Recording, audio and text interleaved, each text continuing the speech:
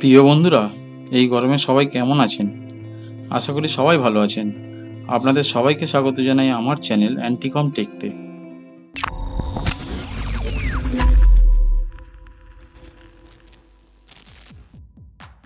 আজকের এই ভিডিওটিতে আমি আলোচনা করব মনিটরকে নিয়ে। দেখে নেব মনিটর কত ধরনের হয়, মনিটরের বেশ কিছু ইন্টারনাল ফিচার্স যেগুলো আমাদের জানা প্রয়োজন। তারপর দেখে নেব আমাদের যদি একটা স্মার্ট টিভি থেকে থাকে তাহলে কি আমাদের মনিটর কেনার প্রয়োজন আছে। এই সমস্ত বিষয়গুলিকে নিয়ে আজকের এই ভিডিওতে আমি আলোচনা করব। বেশ কয়েকজন আমার থেকে সিপিইউ নিয়েছেন যারা কিনা এই স্মার্ট টিভি দিয়ে কম্পিউটার চালানোর জন্য। তাদেরকে আমি যেটা বলেছিলাম আজকের এই ভিডিওতে সেটাই বিশদভাবে আলোচনা করব। এই ভিডিওটির শেষে আপনারাই সিদ্ধান্ত নেবেন আপনারা কি করতে চান। মনিটর, এটিকে অনেকে আবার ভিডিইও বলে থাকে, অর্থাৎ ভিজুয়াল ডিসপ্লে ইউনিট। প্রথমেই দেখে নেব মনিটর কয় প্রকার। এই মনিটর আগে ছিল সিআরটি, যার পুরো নাম হলো ক্যাথোড রে টিউব, যেটা অনেক আগে আমরা ব্যবহার করতাম। এই মনিটরগুলো দেখতে ছিল এই ধরনের, অনেক বড় আর অনেক বেশি ভারী। এই ধরনের মনিটরগুলো এখন আর চলে না। এরপর আসলো এলসিডি মনিটর, যার পুরো নাম হলো লিকুইড ক্রিস্টাল ডিসপ্লে। তারপর আসলো এলইডি মনিটর, যার পুরো নাম হলো লাইট এমিটিং ডায়োড। এই এলসিডি আর এলইডি সম্পর্কে আমাদের সঠিক ধারণাটা হওয়া দরকার। খুব সহজভাবে আমরা বুঝে নেব এই এলসিডি আর এলইডি আসলে কি।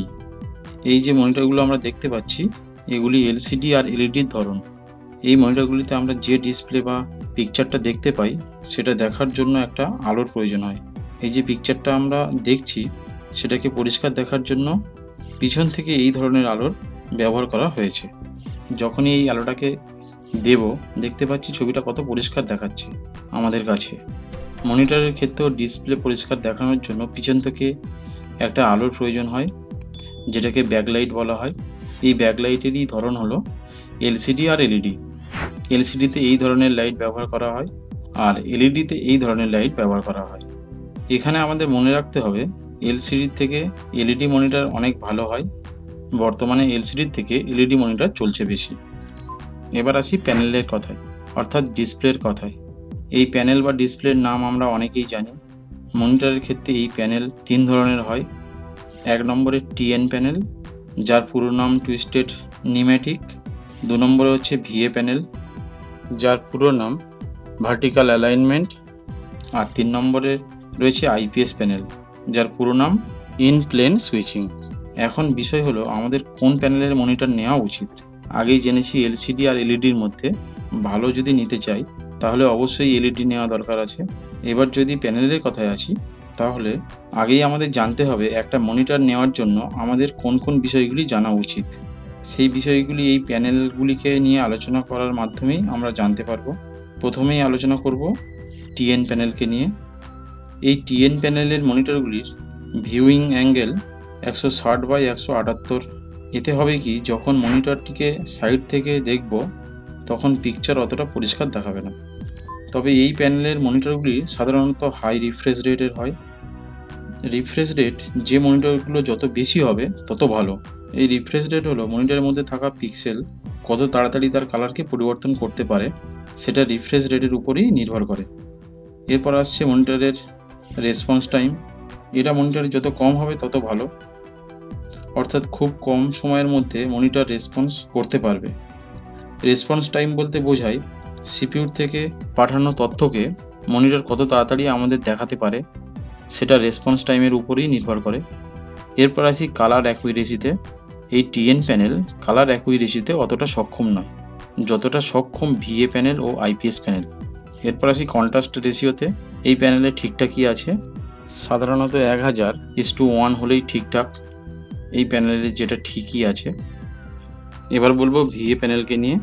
এই প্যানেলটি তৈরি হয়েছে টিএন আর আইপিএস প্যানেলের মিলিতভাবে। এর ভিউইং অ্যাঙ্গেল হলো 178/178। এই প্যানেলের মনিটরে পিকচার যেদিক থেকেই দেখো না কেন ঠিকঠাক দেখাবে। এই প্যানেলের মনিটরের রিফ্রেশ রেট ঠিকঠাক থাকে আর রেসপন্স টাইমও একটু বেশি। আর কালার অ্যাকুইরেসিতে এই মনিটর টিএন প্যানেলের থেকে ভালো হয়, কিন্তু তুলনামূলক আইপিএস প্যানেলের থেকে খারাপ। তবে এই প্যানেলে সাধারণত কন্ট্রাস্ট রেশিওটা হয় অনেক বেশি। এবার আসি আইপিএস প্যানেল, যেটি বর্তমানে সবথেকে বেশি চলছে। প্রথমেই যদি বলি ভিউইং অ্যাঙ্গেলের কথা, সেটা ঠিকঠাকই আছে আইপিএস প্যানেলে 178/178। তারপর দেখে নেবো এর রিফ্রেশ রেট, যেটা একটু কমই হয় টিএন প্যানেলের তুলনায় বা ভিএ প্যানেলের তুলনায়। এরপর আসি রেসপন্স টাইমের কথায়। আইপিএস প্যানেলের রেসপন্স টাইমটা হয় টিএনের থেকে একটু বেশি, তবে কালার অ্যাকুরেসির দিক থেকে এই প্যানেল হয় অনেক ভালো, আর কন্ট্রাস্ট রেশিও হয় অনেক ভালো। তাই প্যানেলের দিক দিয়ে বিচার করলে বলা যায় নাম্বার 1-এ রয়েছে আইপিএস প্যানেল, তারপর রয়েছে নাম্বার 2-তে ভিএ প্যানেল এবং নাম্বার 3-তে রয়েছে টিএন প্যানেল। তবে বর্তমানে এই মনিটরগুলোকে আরও বেশি উন্নত করার চেষ্টা চলছে, যার জন্য আরও অন্যান্য ফিচারও দেখতে পাওয়া যায় বিভিন্ন মনিটরে।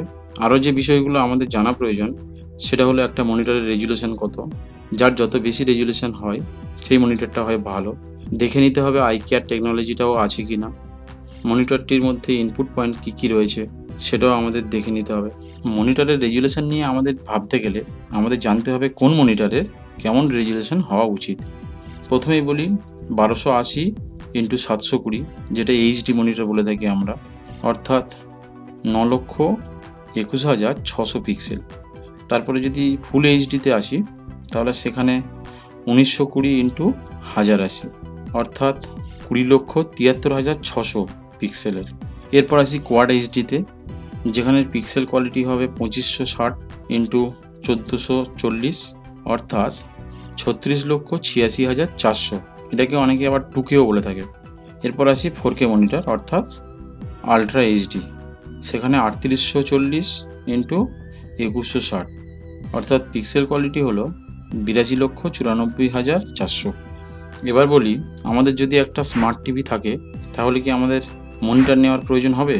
আমি বলবো হ্যাঁ হবে, কারণ আমরা যারা কম্পিউটারকে ব্যবহার করি মনিটরকে খুবই সামনে থেকে কাছে রেখে ব্যবহার করি।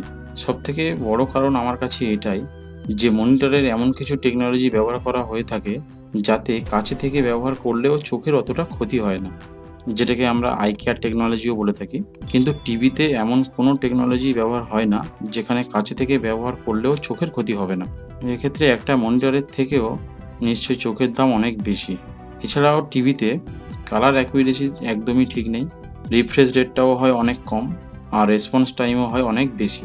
অর্থাৎ আপনারা যখন একটা সিপিইউকে বানাতে পারবেন তখন কষ্ট করে হলেও একটা মনিটর নিতে পারবেন।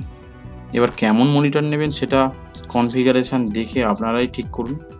আজকের এই আলোচনাতে নিশ্চয়ই আপনারা বুঝে গেছেন একটা ভালো মনিটরের জন্য কী কী ফিচার্স থাকা প্রয়োজন। তো সেই অনুযায়ী আপনারা একটা মনিটরকে চুজ করবেন আপনাদের কাজের পারপাস অনুযায়ী। তো আজ এই পর্যন্ত থাক বন্ধুরা, দেখা হচ্ছে আমার পরের ভিডিওতে। সুস্থ থাকুন, ভালো থাকুন।